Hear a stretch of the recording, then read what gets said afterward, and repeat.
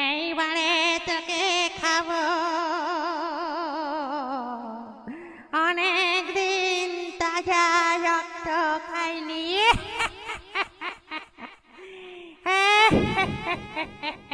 এদিকে আয় আয় বল।